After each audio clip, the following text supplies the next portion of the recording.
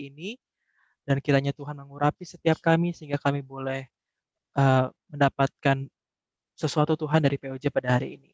Terima kasih Tuhan Yesus, kami mengucap syukur dan telah berdoa. Amin. Nah teman-teman, gue punya cerita nih. Dulu, gue punya seorang teman, sebut saja Budi, nama samarannya. Budi ini sering cerita bahwa dalam lingkungan pergaulan di gerejanya, dia seringkali dianggap rendah karena Budi ini berasal dari suku yang berbeda dengan mayoritas teman gerejanya. Dia sering dikucilkan dan tidak diizinkan untuk terlibat dalam pelayanan di gerejanya. Kayak gini nih contohnya udah mau Natal, tapi dia nggak diajak untuk melayani di ibadah Natal. Tidak jarang juga kebudayaan dan adat istiadat Budi ini menjadi bahan ejekan dan beberapa kali membawa pertengkaran. Teman-teman, apa yang kita dengar tadi barusan cerita Budi ini tentu bukanlah hal yang asing ya bagi kita. Mungkin bukan sebagai Budinya, tapi sebagai teman Budi yang menjadikan kebudayaan atau adat istiadat orang lain sebagai lelucon atau bahkan perdebatan. Tahu nggak teman-teman, bahwa Tuhan yang kita sembah adalah Allah yang setia dan adil. Ia memberi hak yang sama bagi setiap kita untuk hidup dalam persatuan yang penuh kasih mesra. Mari kita hampiri Tuhan dan memohon ampun atas setiap ucapan dan perbuatan yang telah menyakiti hati teman-teman kita, baik sengaja maupun tidak sengaja.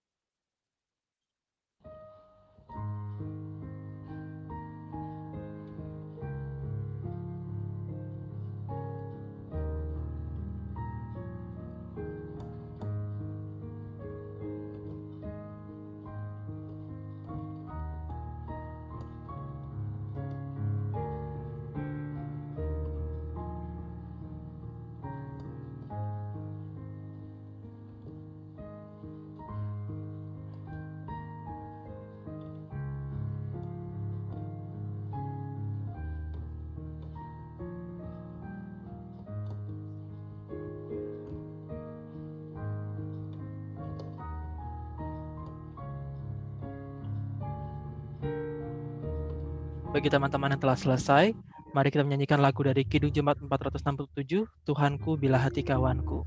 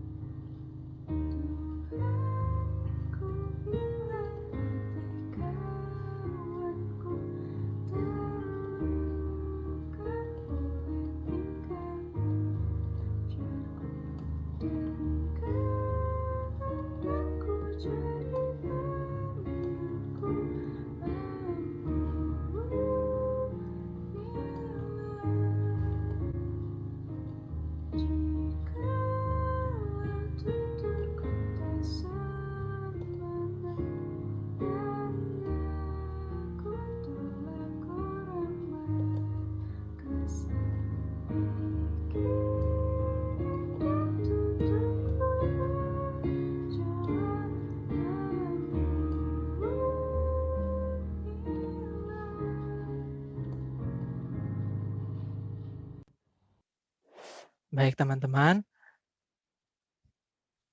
tahukah teman-teman bahwa pengorbanan Kristus di kayu salib adalah bukti bahwa Tuhan telah mempersatukan semua suku, ras, budaya, adat istiadat, atau apapun itu, agar kita dapat bersama-sama datang dan menikmati kasih Tuhan bersama-sama. Mari kita siapkan hati untuk mendengarkan kebenaran firman Tuhan dengan menyanyikan lagu Haleluya to the Lamb.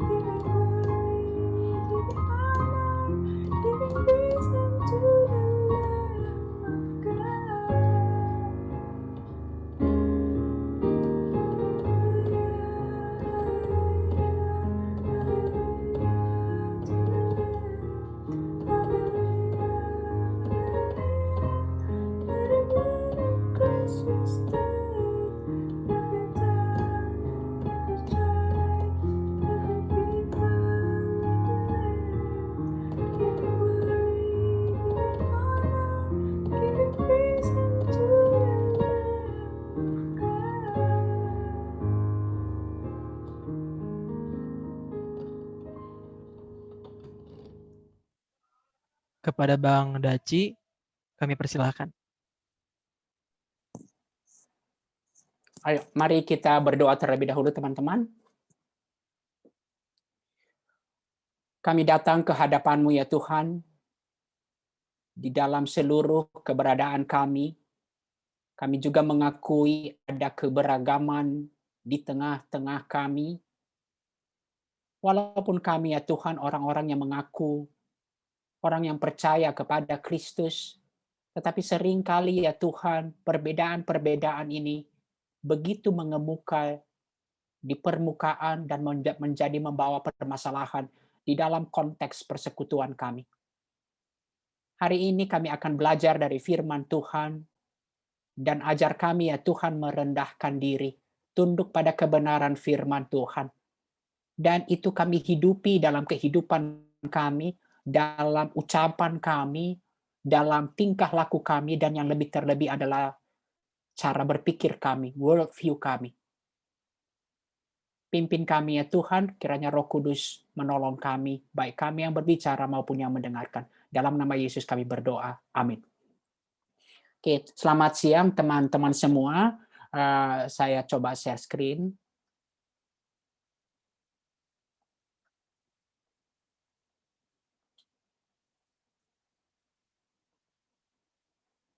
Oke. Teman-teman, seperti tadi MC kita menyampaikan, sungguh nggak mudah untuk membangun kesatuan atau bersikap baik di tengah keragaman perbedaan yang ada. Termasuk di dalam konteks kesatuan, persekutuan orang percaya. Jadi seringkali, walaupun mungkin kita nggak ungkapkan, bahkan ada tadi MC kita mengatakan itu terungkap, bahkan sikap hati kita aja melihat orang lain yang berbeda, seringkali kita nyatakan, kita harus jujur nyatakan itu di dalam hati kita. Nah, bagaimana perspektif Alkitab tentang kenyataan perbedaan-perbedaan itu?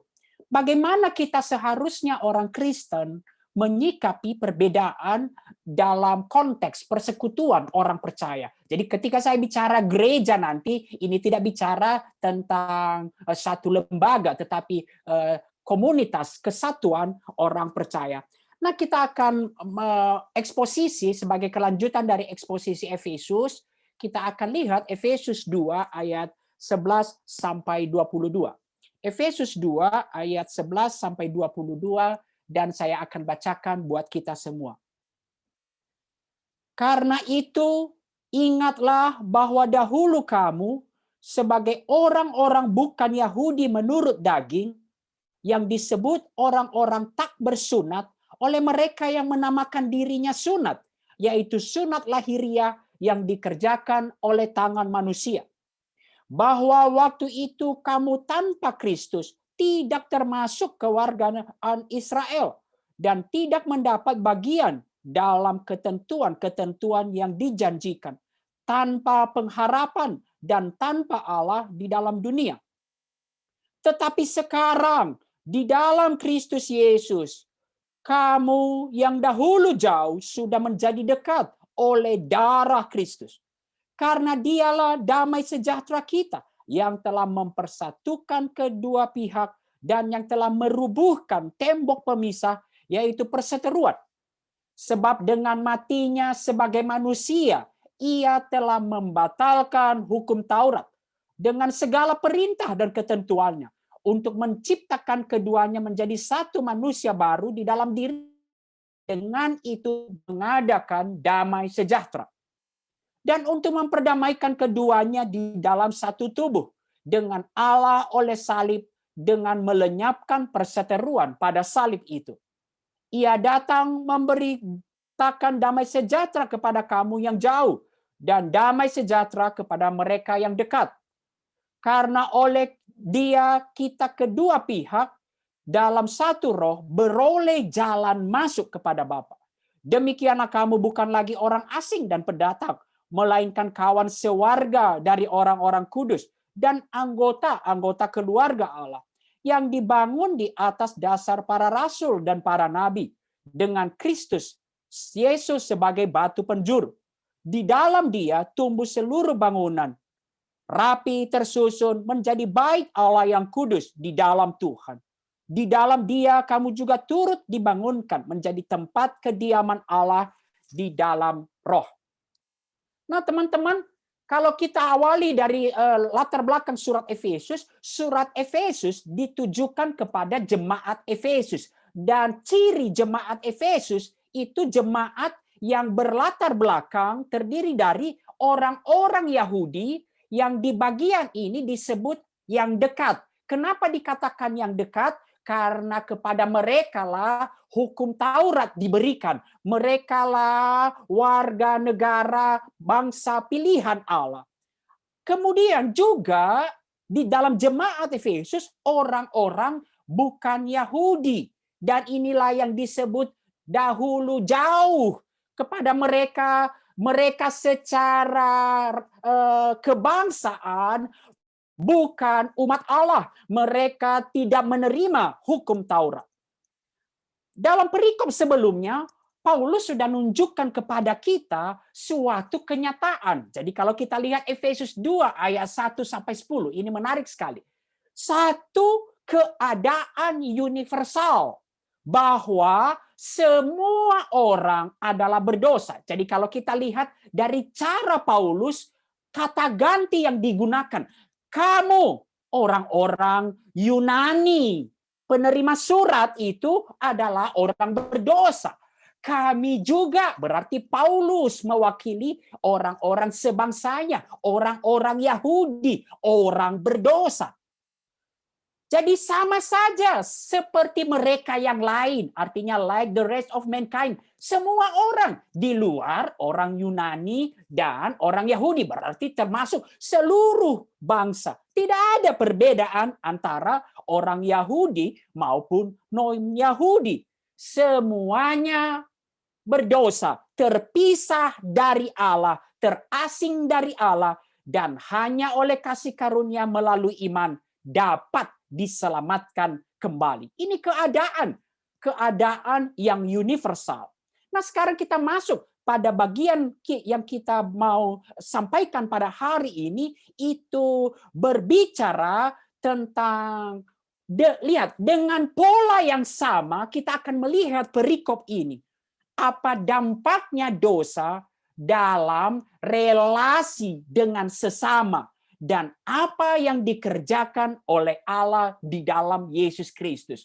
Jadi kalau kita lihat Efesus 2 ayat 1 sampai 10 itu berbicara bagaimana pribadi per pribadi secara individu dalam relasi dengan Allah, dan semua individu, semua orang berdosa. Sekarang mari kita lihat apa dampak dosa dalam konteks sesama.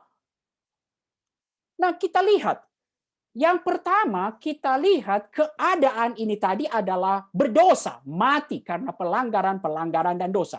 Sekarang kita akan lihat ayat 11 sampai 12, inilah keadaan dahulu. Keadaan di luar Kristus. Nah, mari kita lihat keadaan apakah keadaan di luar Kristus? Adanya tembok pemisah. Perseteruan antara orang Yahudi dan orang non-Yahudi. Ini yang dikatakan. Jadi tembok pemisah ini untuk menyatakan tidak hanya kesenjangan yang sedikit, perseteruan dikatakan di ayat 14. Nah, apakah perseteruan itu? Mari kita lihat. Inilah keadaan di luar Kristus. Di luar Kristus, bagi orang Yahudi, kita lihat satu-satu orang Yahudi. Tembok pemisah itu adalah hukum Taurat yang mereka agung-agungkan. Secara khusus, hukum Taurat itu berbicara tentang ceremonial law. Jadi, hukum Taurat itu terdiri 3, teman-teman. Moral law, itulah kemudian yang masih terus berlangsung hingga kita saat ini.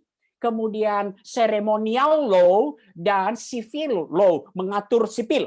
Nah, mereka sangat membanggakan ceremonial law. Apa itu? Sunat lahiriah sebagai itu tanda kewargaan Israel, umat Allah.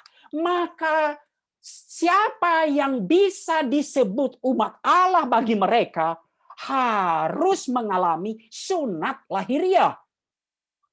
Harus mengalami seremonial law. Seremoni-seremoni yang diatur oleh hukum Taurat. Inilah kebanggaan. Dan ini sekaligus menjadi tembok pemisah kepada orang-orang lain. Kenapa? Di luar yang tidak disunat, yang tak bersunat bagi orang Yahudi, kita lihat tebalnya tembok pemisah itu. Orang-orang Yahudi menyebut orang-orang non-Yahudi yang tak bersunat itu sebagai kafir, najis. Maaf kata, mereka menyebut anjing yang nggak pantas berada dekat meja perjamuan. Dan orang-orang fasik yang Allah ciptakan khusus untuk perapian neraka. Bayangin tuh. Jadi mereka adalah penghuni sorga. Dan orang-orang non-Yahudi adalah diciptakan untuk perapian api neraka. Dan bait Allah sangat menunjukkan betapa tebalnya tembok pemisah ini. Secara gamblang, orang bukan Yahudi memang mereka dapat masuk sampai pelataran, tapi tidak boleh masuk. Di dalam sepanjang bait Allah ada peringatan tegas dipasang bahwa tidak ada orang yang tak bersunat boleh masuk. Dan jika melanggar, pelanggaran adalah hukuman mati. Nah, inilah dari sisi orang Yahudi. Bagaimana dari sisi non-Yahudi? Itu yang diungkapkan di ayat 11 dan 12. Ada keterasingan rangkap dikatakan. Jadi mereka terasing dengan umat yang disebut kewargaan Israel. Umat Allah. Itulah mereka disebut jauh. Mereka tidak termasuk kewargaan Israel. Maka dengan sendirinya mereka bukan umat Allah. Dan mereka terasing dengan Allah tanpa pengharapan dan tanpa Allah. Nah, inilah teman-teman kita simpulkan keadaan di luar Kristus. Ada tembok pemisah, perseteruan antara orang Yahudi dan orang non-Yahudi. Ada jurang yang tak mungkin terseberang. Non-Yahudi, kalau orang-orang Yahudi melihat bahwa mereka itu orang-orang najis, kafir, sama orang Yahudi yang dimotori oleh para pemikir-pemikir melihat orang Yahudi kaum primitif, nggak beradab. Jadi orang yang sangat mengagung-agungkan aturan-aturan agama, bagi orang-orang Yahudi itu nggak beradab, primitif. Dan relasi ini diwarnai dengan kesombongan, kebencian, dan kepahitan di antara mereka. Nah, teman-teman, apa sebenarnya akar dari perseteruan ini? Tidak hanya semata-mata bagi Yahudi hukum Taurat, atau bagi orang non-Yahudi tidak hanya semata-mata mereka melihat orang-orang Yahudi tidak beradab, primitif. Tetapi akar perseteruannya sebenarnya itu yang diungkapkan di ayat 1 sampai 10. Perseteruan dengan Allah. Jadi Paulus sudah ungkapkan, sama saja kamu orang Yahudi, walaupun kamu dekat, kamu juga terasing dengan Allah. Kamu orang Yunani, orang non-Yahudi, apalagi rangkap, double jauhnya. Nah, Yahudi sekalipun disebut dekat, tetapi ada tembok pemisah antara mereka dengan Allah. Ingat, ada tirai di dalam ruang kudus, maha kudus, yang mereka tidak bisa masuk. Dan orang-orang Yahudi itu hanya mementingkan sunat lahiriah, ibadah superficial. Mereka hanya membanggakan sunat lahiriah dan bukan sunat di dalam hati. Itu yang dikatakan di dalam Roma 2 ayat 28-29 kata Paulus. Kata Paulus, kalau betul kamu adalah umat Allah, maka yang kamu pentingkan adalah relasi dan ketaatan kepada Allah, bukan hal-hal seremoni yang superficial. Dan itu menunjukkan ketika mereka tidak peduli dengan relasi dan ketaatan kepada Allah, saja orang Yahudi pun terasing dari Allah, perseteruan dengan Allah. Nah, non-Yahudi jelas tadi sudah dikatakan tembok pemisah dengan Allah yang lebih tebal lagi. Mereka tidak punya hukum Taurat dan karena itu mereka disebut jauh. Nah, teman-teman, perseteruan antara Yahudi dan non-Yahudi ini telah berlangsung berabad-abad.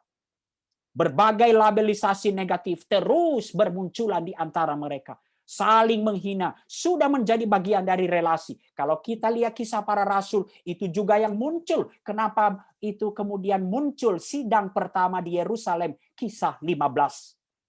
Permasalahan antara latar belakang jemaat non-Yahudi dan Yahudi.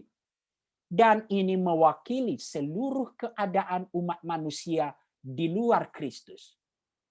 Keadaan seluruh umat manusia di luar Kristus, walaupun mungkin dapat dipersatukan oleh hal-hal yang superficial, tetapi sesungguhnya perseteruan. Kenapa akarnya?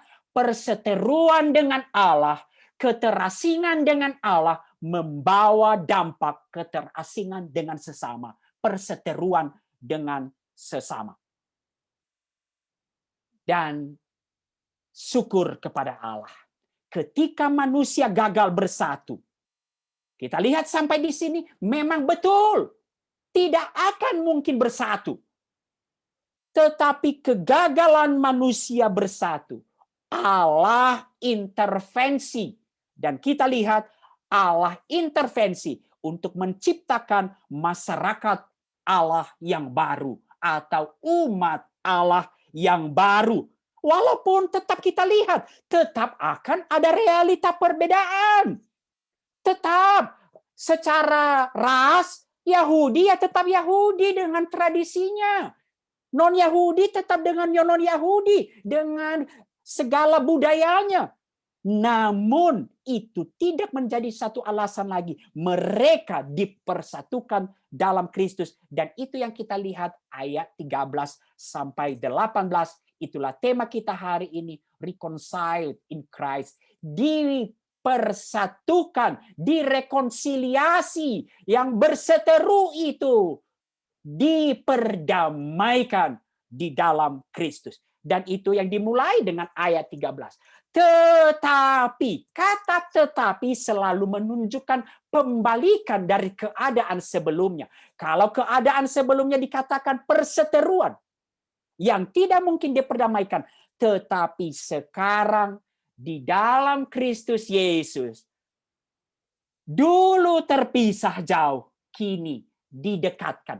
Nah teman-teman, ada berbagai kata dan ungkapan frasa yang menunjukkan bagaimana kesatuan itu. Kita lihat damai atau damai sejahtera muncul 4 kali. 2 pihak menjadi satu. Berkali-kali dinyatakan ada kata mempersatukan dan memperdamaikan. Sekarang mari kita lihat bagaimanakah Allah melakukan rekonsiliasi itu, dan ini menjadi dasar penting bagaimana kita harus menghargai persatuan.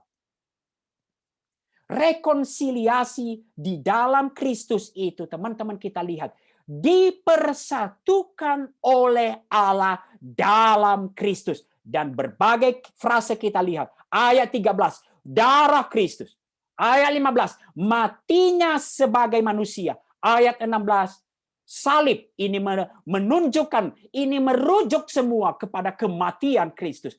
Kita semua, Yahudi dan non-Yahudi, pada waktu itu, tentu kita aplikasikan sekarang pada kita, dipersatukan oleh Allah di dalam Kristus melalui kematian Kristus.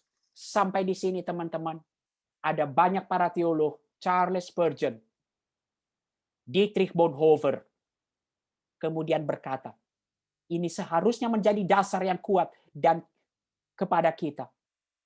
Tidak menghargai kesatuan tubuh Kristus, tidak menghargai persekutuan orang percaya, tidak menghargai karya keselamatan Kristus. Tidak menghargai darah Kristus yang ditumpahkan, kematian Kristus. Kenapa? Telah direkonsiliasi, dipersatukan oleh Allah dalam Kristus, di dalam kematian Kristus. Sekali lagi saya ulang. Tidak menghargai persatuan di dalam tubuh Kristus, tidak menghargai kematian Kristus. Kenapa? Untuk mempersatukan itu, darah Kristus telah dicurahkan.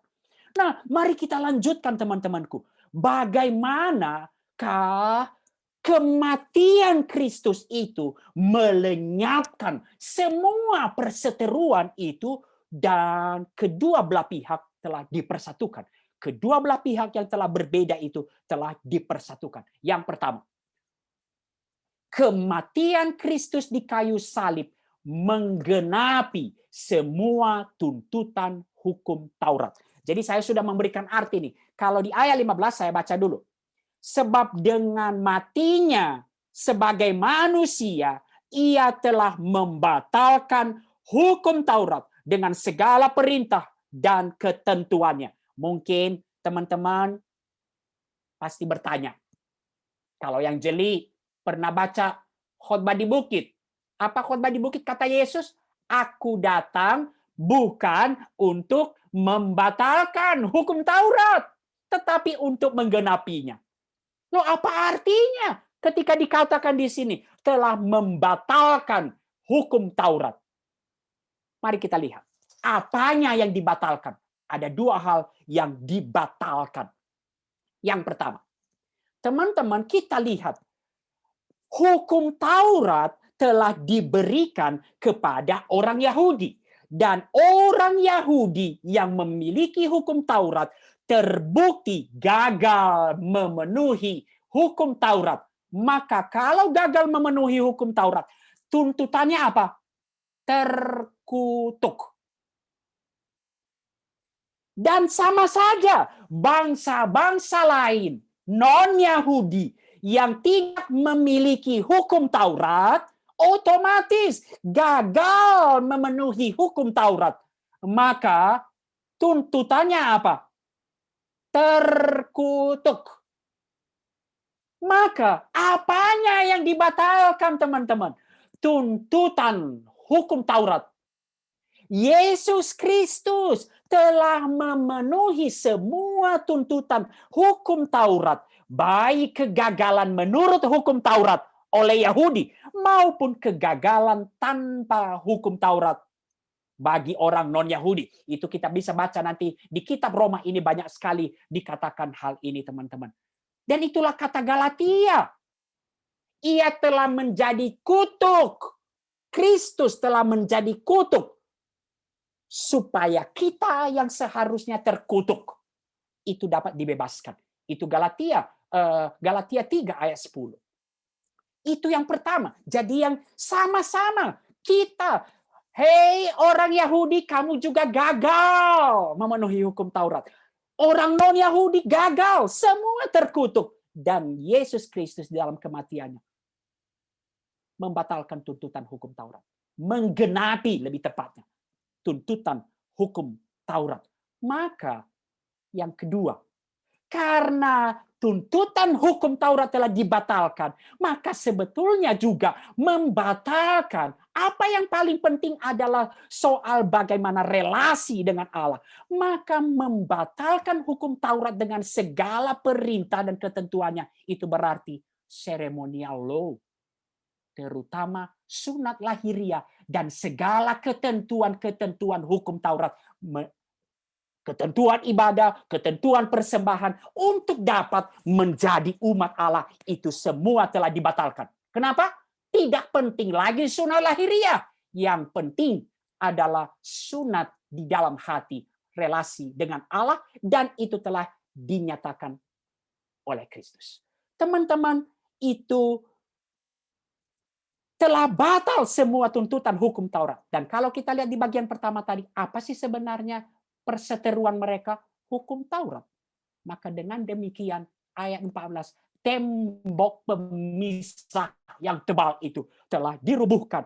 Dan karena telah dirubuhkan, sekarang yang jauh menjadi dekat, sama-sama dekat, menjadi satu manusia baru, umat Allah. Itu ayat 15. Menjadi satu masyarakat baru, manusia baru, yaitu umat Allah, dan terciptanya adanya damai sejahtera. Itu yang pertama. Yang kedua, teman-teman, apa kalau kita lihat tadi, kita gali, apa sih akar yang paling dalam dari perseteruan sesama manusia? Akarnya adalah perseteruan dengan Allah. Dan melalui kematian Kristus, itu ayat 16. Kematian Kristus itu di kayu salib telah memperdamaikan keduanya. Apa artinya? Memperdamaikan baik Yahudi maupun non-Yahudi yang sama-sama adalah seteru Allah, sekarang telah diperdamaikan dengan Allah.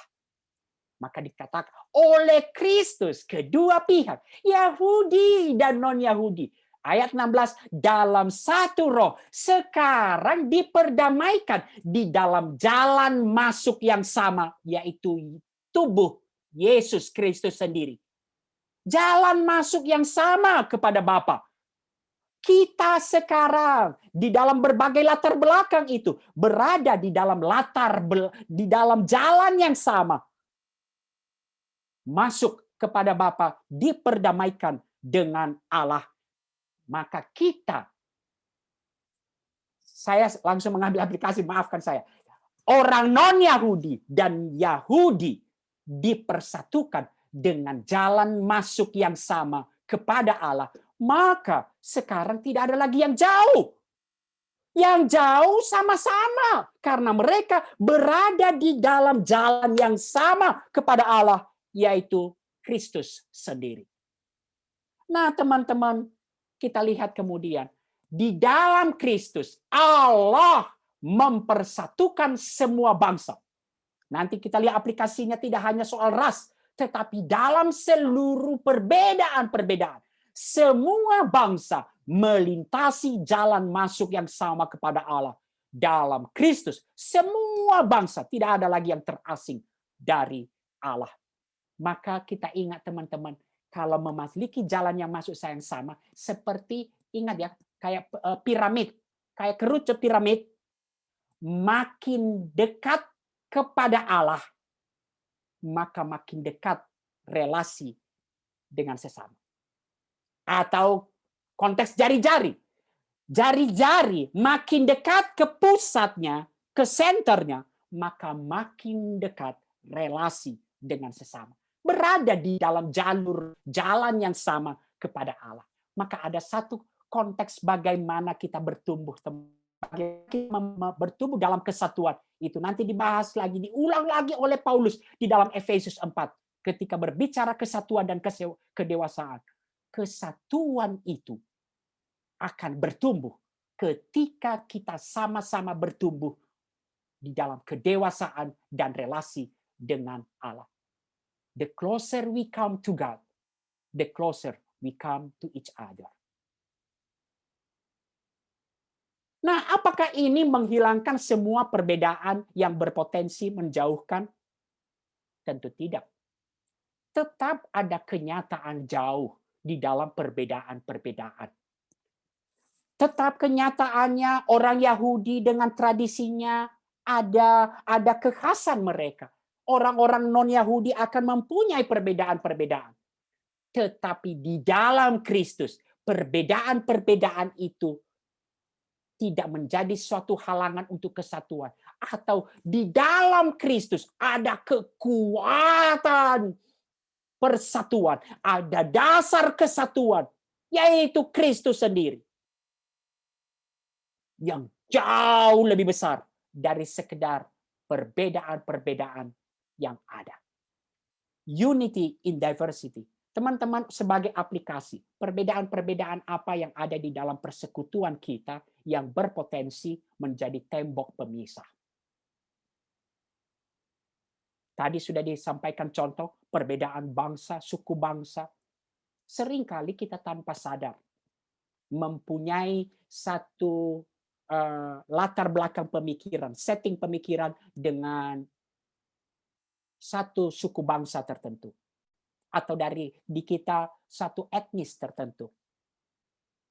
Mungkin perbedaan denominasi gereja, perbedaan karunia dan talenta, perbedaan karakter, jenis kelamin juga dikatakan nanti di Galatia, laki-laki dan perempuan, atau usia.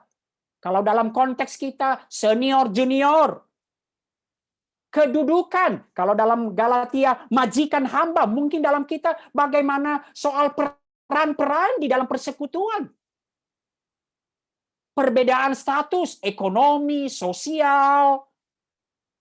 Seringkali tanpa sadar melihat penampilan orang, kita akan mempunyai satu pandangan tersendiri.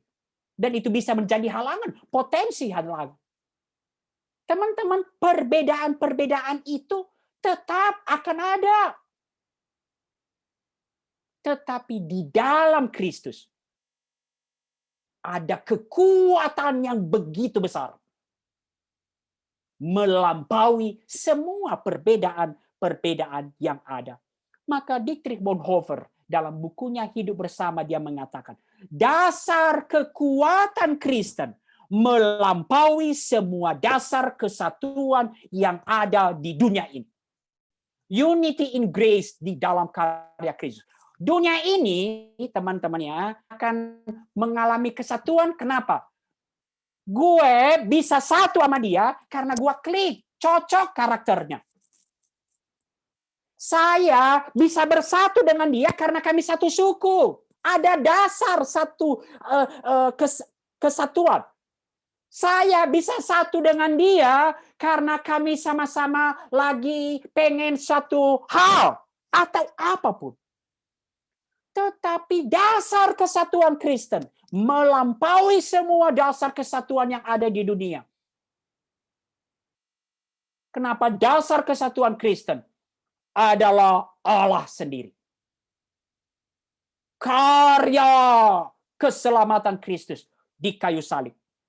Maka betul, apakah ini tidak kita masih kemudian bulus saja? Yang enggak. Untuk itulah kita dipanggil untuk memelihara kesatuan. Saya tidak akan bahas itu karena itu nanti akan dibahas di Efesus 4. Kita dipanggil, make every effort, lakukan segala usaha memelihara kesatuan. Kenapa memelihara? Karena kesatuan itu telah ada di dalam Kristus. Maka Dietrich Bonhoeffer dalam bukunya Hidup Bersama dia berkatakan, persekutuan Kristen memang bukan satu yang ideal, teman-teman. Kita juga masih bisa berbeda pendapat. Kita mungkin masih bisa berselisih. Tetapi ada kenyataan ilahi. Bahwa kita telah dipersatukan di dalam Kristus. Jadi kesatuan Kristus kenyataan rohani, bukan kenyataan psikologis. Tahu kenyataan psikologis ya, seperti saya katakan tadi, saya cocok sama kamu, maka kita satu. Melampaui itu. Kenyataan rohani, kenyataan ilahi. Dan bagian akhir kemudian, ayat 19 sampai 22, kita akan melihat betapa Paulus kemudian menggunakan tiga gambaran yang menunjukkan istimewanya kesatuan Kristen. Sekarang di dalam Kristus, di dalam unity, di dalam kasih karunia, ada kesatuan. Dan itu digambarkan dengan 3 hal. Yang pertama, gambaran kewarganegaraan. Kita satu warga negara. Ayat 19. Satu warga negara. Yang kedua, teman-teman, jauh lebih istimewa lagi. Kalau satu warga negara, kita mempunyai kewargaan negara. Tetapi relasi yang lebih dekat, lebih istimewa lagi. Kita satu keluarga. Itu ayat 19. Ayat 3, kita satu bangunan. Kita ada dalam perbedaan-perbedaan. Perbedaan-perbedaan itu akan tetap ada. Tetapi perbedaan itu tidak lagi menjadi tembok pemisah. Tembok pemisah telah dirobohkan. Dan mari kita lihat. Pertama, kita satu warga negara. Apa itu? Warga negara kerajaan Allah. Maka kesatuan orang Kristen seharusnya tidak hanya sampai berujung pada ayo kita nyatu. Tetapi kesatuan orang Kristen berbicara for the kingdom of God. Di dalam Kristus Yesus, kita dari berbagai latar belakang ini. Tadi ada aplikasinya bagi kita, tidak hanya soal ras. Kita telah dipersatukan menjadi sama-sama warga kerajaan Allah. Dan sebagai warga kerajaan Allah, kita dipanggil dalam satu misi dan tujuan yang sama, yaitu kerajaan Allah. Menyatakan kerajaan Allah di dalam seluruh aspek kehidupan kita. Dan itu yang dinyatakan oleh Alkitab. Doa Tuhan Yesus. Doa Tuhan Yesus di Yohanes 17. Kalau kita satu, maka supaya dunia tahu bahwa Yesus Kristus adalah Mesias yang telah diutus Allah ke dunia ini. Kesatuan orang percaya adalah kesaksian yang powerful di dalam membangun kerajaan Allah. Kita satu warga negara. Terlepas apapun suku, bangsa, dan berbagai latar belakang perbedaan kita. Hal yang lebih istimewa, kita satu keluarga. Kenapa kita satu keluarga? We are children of God. Kita sama-sama anak-anak Allah. Di dalam Kristus Yesus, kita dari berbagai latar belakang telah dipersatukan menjadi satu keluarga. Maka apa panggilan kita? Sebagai satu keluarga, marilah kita saling mengasihi dan saling memperhatikan dalam kasih. Love one another. Teman-teman, saya tidak punya cukup waktu lagi. Teman-teman, seringkali kita menyatakan, apakah kita sama kasih kita kepada orang lain sesama dan kepada sesama orang percaya? Seringkali kita salah melihat Alkitab. Tidak sama. Alkitab menyatakan jauh kekuatan kasih kita kepada sesama orang percaya. Di mana keperbedaannya? Love one another. Ada saling. Tentu kepada orang lain tidak ada saling. Standar mengasihi orang lain. Kasihilah orangmu seperti sesama manusia. Seperti diri sendiri. Standarnya kasih kepada diri sendiri. Bagaimana mengasihi sesama orang percaya? Ini hukum baru. Kasihilah sesamamu. Marilah saling mengasihi. Sama seperti Kristus telah mengasihi kita. Wow, standarnya adalah kasih Kristus. Maka di Galatia dikatakan, mari kita berbuat baik kepada semua orang. Dan terutama kepada orang-orang seiman. Maka teman-teman, hati-hati. Kita menunjukkan, kalau persekutuan gereja-gereja, ayo kita baksos kemana-mana. Menunjukkan kasih kemana-mana. Kalau di dalam persekutuan kita nggak saling memperhatikan. Ada yang mati kelaparan di dalam persekutuan kita. Di masa-masa COVID ini, teman-teman, mari kita saling memperhatikan. Maka panggilan kita adalah Saling memperhatikan. Saya membuat satu aplikasi. Saya sadur dari Dietrich Bonhoeffer. Beberapa penekanan saya tambahkan.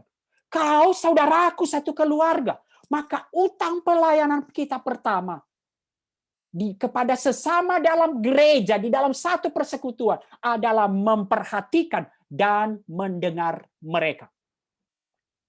Kita tidak pernah bisa mengasihi mereka kalau kita tidak memulai memperhatikan dan mendengar mereka. Hari ini saya tantang teman-temanku. Ada banyak halangan di masa-masa COVID ini, tetapi kesatuan kita yang sangat kuat seharusnya melawan keengganan. Pakai segala cara, pakai segala medsosmu. Mari kita mulai di dalam persekutuan kita di POFT. Saling memperhatikan, saling memperhatikan. Kita tidak pernah tahu, teman-teman. Saya pikir ya, nggak akan ada banyak yang depresi. Bahkan nggak akan ada orang yang bunuh diri di dalam konteks orang percaya kalau kita akan saling memperhatikan. Mari kita saling memperhatikan. Lawan keenggananmu. Maka seringkali teman-teman di IG story saya melawan keengganan saya. Kalau saya lihat, oh lagi ulang tahun, saya sapa aja. Padahal deket juga enggak. Tapi saya mulai. Mari saling memperhatikan. Memperhatikan dan mendengarkan bisa menjadi pelayanan yang lebih besar dibanding kita berbicara dan menasehati. Tetapi yang kedua kemudian, setelah memperhatikan, pelayanan kedua yang harus kita nyatakan, apa yang kita bisa. Mari kita sikap aktif menolong. Kita harus membiarkan hidup kita diinterupsi oleh Allah. Jangan teman-teman terlalu egois pada masa-masa ini. Yang penting gua nggak kena COVID. Yang penting gua sehat. Allah mungkin membatalkan rencana-rencana kita dan mengirimkan kita bagi orang lain. Mungkin kita melewatkan kepentingan kita. Ingat, seperti imam. Jangan sampai kita seperti imam, melewati orang yang dirampok penyamun demi pelayanan. Demi mau mempersembahkan korban. Yang ketiga, kita satu bangunan. Apa ini konteks kita satu bangunan? Kita satu bangunan di dalam Kristus Yesus. Kita dipersatukan sebagai satu bangunan. Fondasi yaitu para rasul dan para nabi. Dan batu penjuru yaitu Yesus Kristus sedang diletakkan. Telah diletakkan. Dan pembangunan tubuh Kristus terus berlangsung. Pembangunan tubuh Kristus terus berlangsung. Maka mari kita ambil bagian di dalam pembangunan tubuh Kristus. Apapun bagian kita masing-masing. Apa yang bisa kita lakukan? Mari kita melakukan pembangunan tubuh Kristus. Supaya semua bagian anggota dari tubuh Kristus mencapai kesatuan iman dan kedewasaan di dalam Kristus. Kepada teman-temanku PKK, ingat, kamu, apapun engkau sedang mengalami skripsi saat ini, ingat, berjuang untuk tetap memberikan bakti kepada mereka. Kepada teman-teman kelompok kecil, ingat teman-teman kelompok kecilmu. Ajak sapa mereka, saling membangun. Pembangunan tubuh Kristus. Di dalam konteks persekutuan POFT, mari kita lakukan apa yang bisa kita lakukan untuk bersama-sama bertumbuh di dalam kesatuan iman dan kedewasaan di dalam Kristus. Teman-temanku, lalu saya akhiri bagian ini. Apa yang bisa kita lakukan? Sebagai aplikasi dari bagian ketiga ini, ayat 25. Janganlah kita menjauhkan diri dari pertemuan-pertemuan ibadah kita. Dan itu dasarnya, kalau kita lihat ayat 19-21, kita sudah dipersatukan dalam jalan yang sama kepada Allah. Dan persis sama seperti yang kita lihat tadi. Janganlah kita menjauhkan diri dari pertemuan-pertemuan ibadah kita. Sebagai aplikasi, teman-teman, mari kita ambil bagian di dalam seluruh ibadah-ibadah. Seluruh kegiatan pelayanan di POFTUI. Hari ini, jangan puas. Saya nggak tahu berapa jumlah kita hari ini. Jangan puas. Teman-teman, sebelum PJ, sebelum PD, atau sebelum Perdo dan segala macam, lawan keenggananmu. Ajak teman-temanmu. Ayo sama-sama kita dibangun. Dibina, bertumbuh. Demi pembangunan tubuh Kristus. Mulai dari diri sendiri, jangan menjauhkan diri dari pertemuan-pertemuan ibadah. Aplikasinya bagi POFT kita. Ambil bagian dalam seluruh kegiatan pelayanan. Dan tidak hanya berhenti pada diri kita, ambil bagian untuk mengajak dan menseringkan kepada orang lain. Teman-teman, peristiwa COVID ini memang membuat dunia pendidikan, termasuk pelayanan kita masuk di dalam dunia yang mungkin asing bagi kita. Secara khusus kepada adik-adik angkatan 2020. Hai kakak-kakak, perhatikan adik-adikmu. Jangan katakan, kami kan nggak pernah ketemu. Lawan keenggananmu, hai para PKK.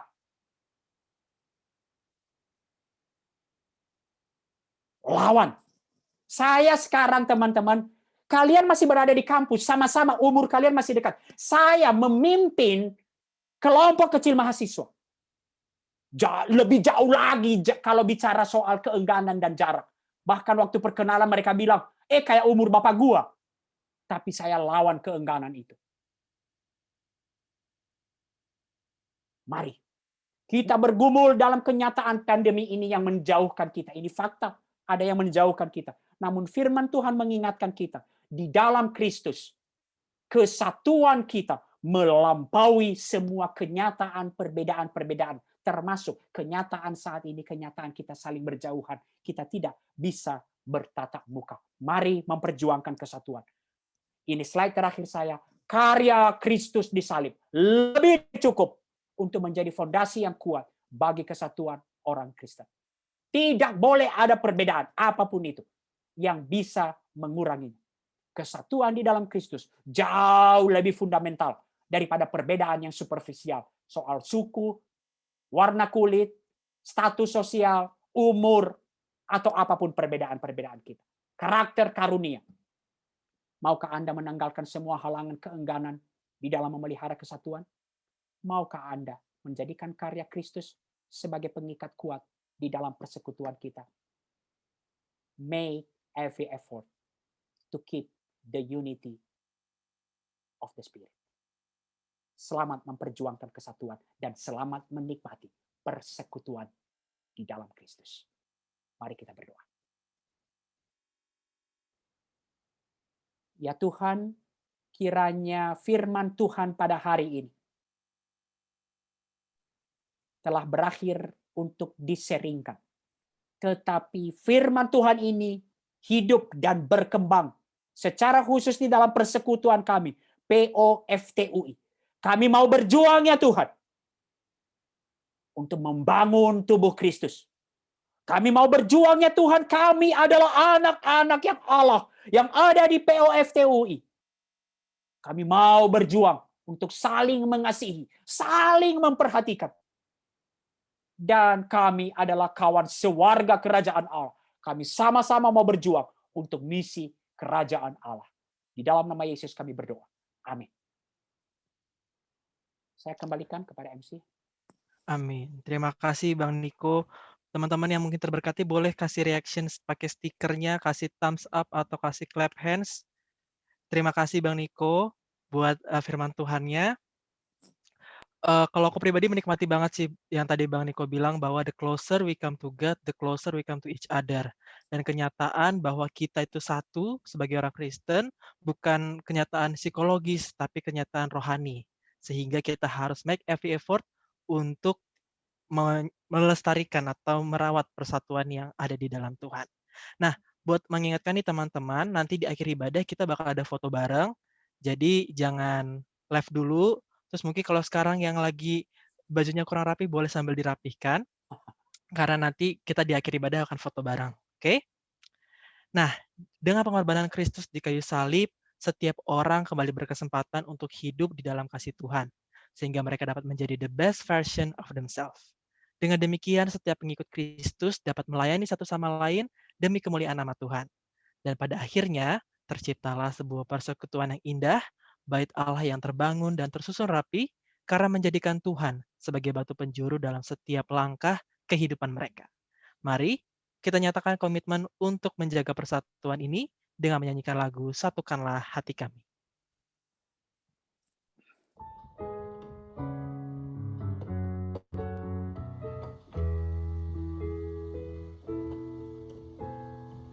Satukanlah hati kami untuk memuji dan menyembah, oh Yesus, Tuhan dan Rajaku.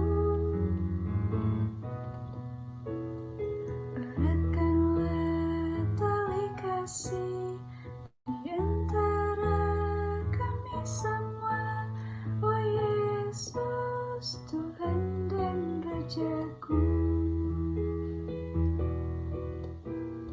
Bergandengan tangan dalam satu kasih, bergandengan tangan dalam satu iman, saling mengasihi di antara kami, keluarga kerajaan Allah. Satukanlah hati kami untuk memuji dan menyembah, oh Yesus, Tuhan dan Rajaku. Eratkanlah tali kasih di antara kami semua, oh Yesus, Tuhan dan Rajaku. Bergandengan tangan dalam satu kasih, bergandengan tangan dalam satu iman, saling mengasihi di antara kami, keluarga kerajaan Allah. Kepada pendoa syafaat kami persilakan.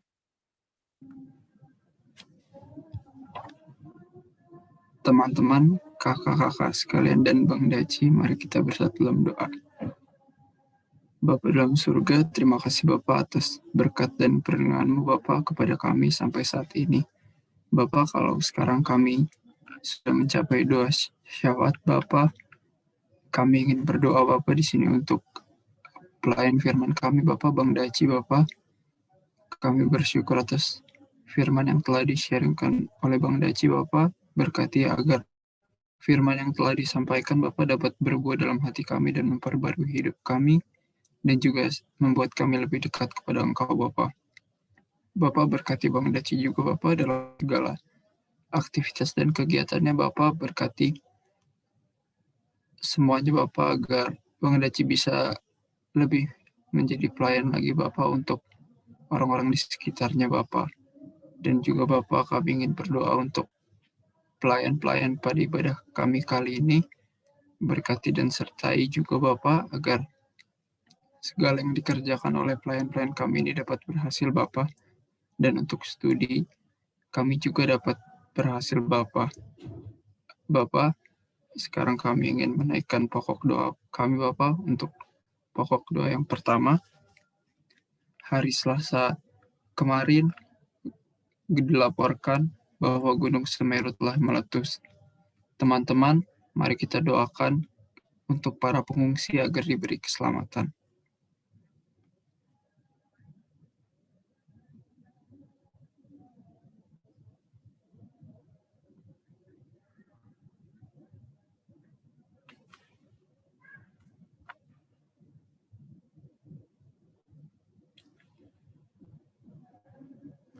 Dan aku juga ingin undang teman-teman untuk mendoakan pilkada yang akan dilaksanakan Rabu minggu depan, sekiranya agar pilkada dapat berlangsung dengan lancar, dan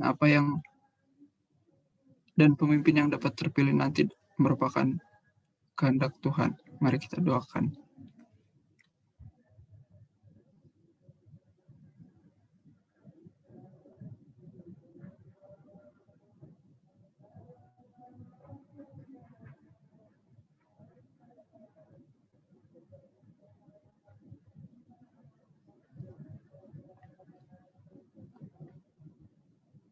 Bapa di dalam surga, mungkin itu saja yang ingin kami doakan Bapa. Kami sangat bersyukur atas berkat dan penyertaan-Mu Bapa, dan juga kami tidak lupa untuk meminta ampun atas segala kesalahan dan dosa kami Bapa, agar kami dapat layak menerima berkat dan perlindungan-Mu Bapa. Terima kasih Bapa, dalam Tuhan Yesus kami sudah berdoa dan ucap syukur. Haleluya, amin. Amin. Terima kasih ya Salam. Selanjutnya kita akan mendengarkan warta jemaat kepada teman-teman pewarta. Kami persilakan. Oke. Baik.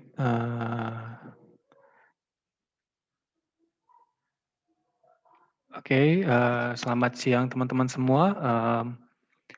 Perkenalkan, aku Deo Pratama dari Teknik Industri 2017 akan membawakan warta jemaat pada ibadah kali ini. Pertama-tama, mari kita apresiasi pelayan kita. Ada pembicara kita pada ibadah kali ini, ada Bang Daci. MC kita ada Jonathan Boas atau panggilannya Jobo dari Metalurgi 18. Pemusik atau keyboardis kita ada Erwin dari Teknik Industri 18. Singer ada Lisna dari Teknik Industri 18. Slider ada Julio dari Teknik Industri 2019. Dan pendosya ada Salam dari Teknik Lingkungan 2019. Untuk pelayanan teman-teman, mari kita berikan apresiasi. Terima kasih untuk pelayan, kemuliaan hanya kepada Tuhan.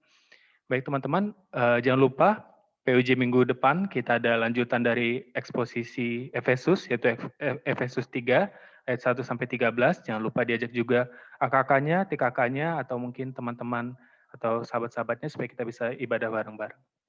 Kemudian juga jangan lupa teman-teman di tag hari Kamis sore, kita selalu ada persekutuan doa sore hari. Kita bisa fellowship bareng-bareng teman-teman semua, kita bisa doa bareng, kita bisa sharing firman bareng melalui persekutuan doa ini. Jadi teman-teman jangan lupa ya. Kemudian ini juga ada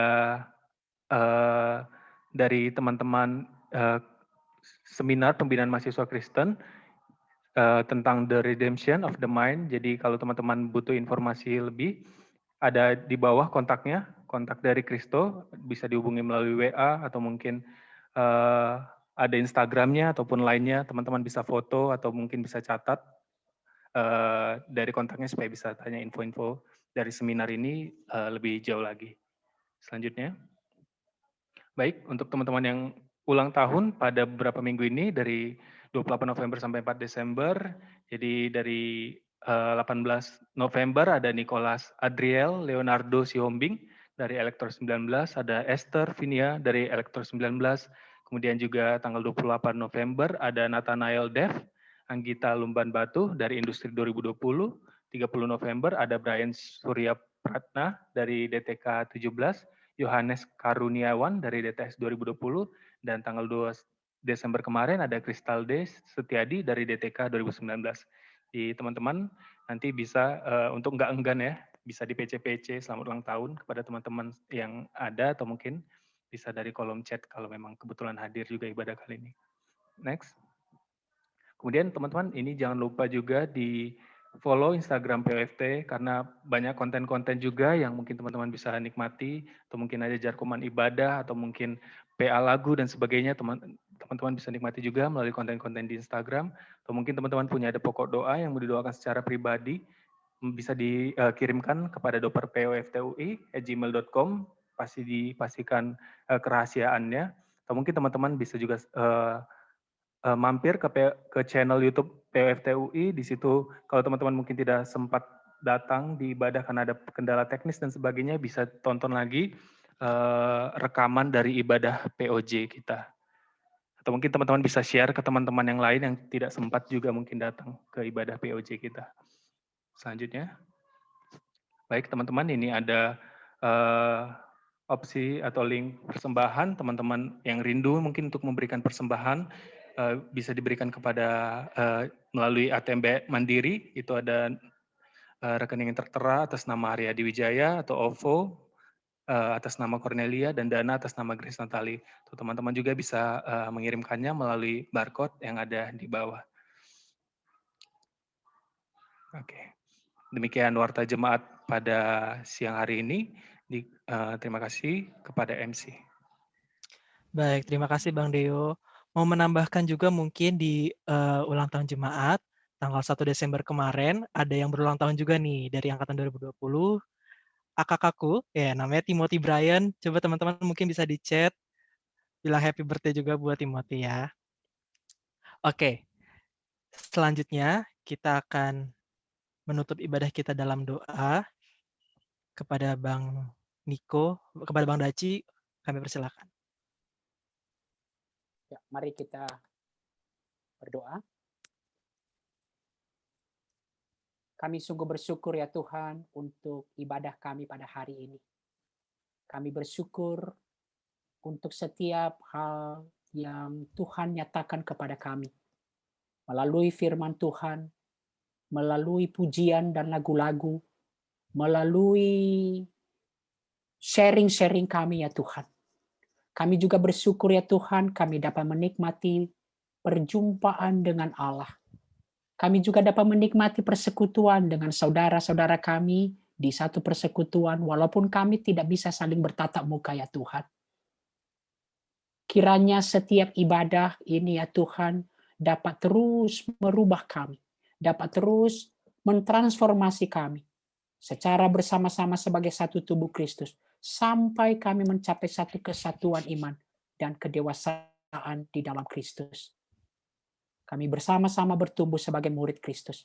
Dan tolong kami ya Tuhan, Tuhan kembali berikan waktu kepada kami untuk mengikuti POJ dan juga kegiatan-kegiatan lainnya yang ada di persekutuan kami. Kiranya kami dapat benar-benar mengaplikasikannya ya Tuhan, untuk tidak menjauhkan diri dari persekutuan-persekutuan yang ada. Kami mau ambil bagiannya Tuhan di dalam pembangunan tubuh Kristus. Kami mau menunjukkan kami adalah satu keluarga. Dan kami adalah warga kerajaan yang berjuang bagi kerajaan Allah. Di dalam nama Yesus kami berdoa. Amin.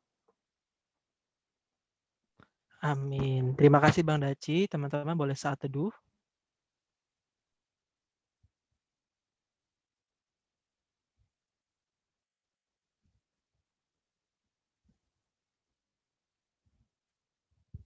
Baik. Teman-teman, terima kasih sudah mengikuti POJ hari ini.